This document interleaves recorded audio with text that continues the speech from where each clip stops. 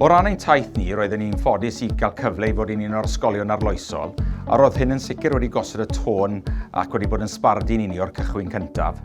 Ynghyd â hyn, roedd hwn yn gyfle i ni rannu arferion ar draws y cwricwlwm ni yma yn Garth Olwg, tra hefyd yn rhoi'r hyder i ni arbrofi a hynny o fewn a thu hwnt ein maes arbenigol ni. Rydym wedi buddsoddi amser i staff i ddod at ei gilydd, ond mae hyn wedi bod yn nodwedd gref o fewn yr ysgol, a mae'r staff yn sicr wedi croesawu'r cyfle yn fawr i ryngweithio a chydweithio ar yr agwedd sy'n greiddiol i'r gwaith dydd i ddydd, sef cynnwys ei gwersi ni. Yn amlwg mae reoli unrhyw newid yn her, ond drwy weithio yn yr ysbryd cywir, mae'r cyfadrannau meysydd dysgu a phrofiad wedi gweld hwn yn gyfle i gydweithio a rhyngweithio gyda'i gilydd, mwyn sicrhau bod ni'n creu cwricwlwm sy'n addas i'n dysgwyr ni. Yn sicr fel ysgol 39 newydd, mae hwn wedi tanio'r drafodaeth o'r hyn sy'n bwysig i ni ac wedi bod yn fodd i lunio gweledigaeth gytun, tra hefyd yn rhoi'r autonomi i'r meysydd gwahanol dorri pwysau hunain.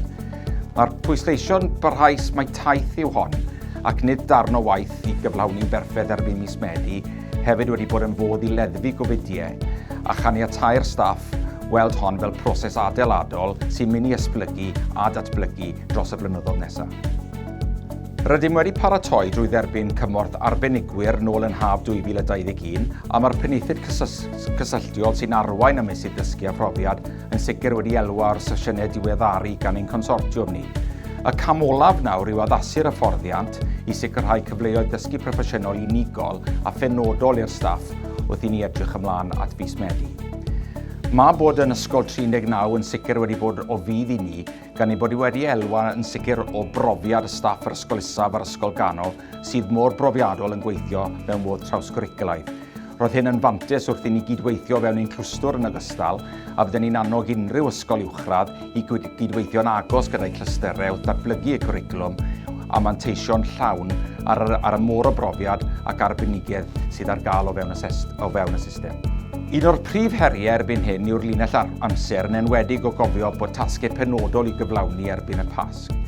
Gyda staff yn parhau i brofi'n bositif gyda Covid-19, rydym yn gorfod blaenoriaethu cynnal addysg gyflawn ac uniongyrchol i'n disgyblion ac felly mae'r elfennau strategol yn gorfod cael ei neilltuo dro i dro.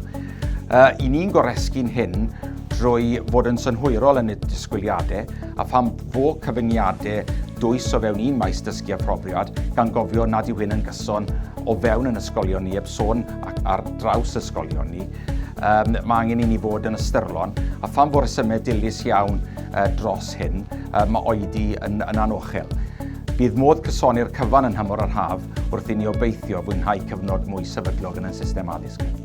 Fel rwy wedi crybwyll eisoes, yr hyn sy'n allweddol i ni yw pwysleisio mae taith yw hon.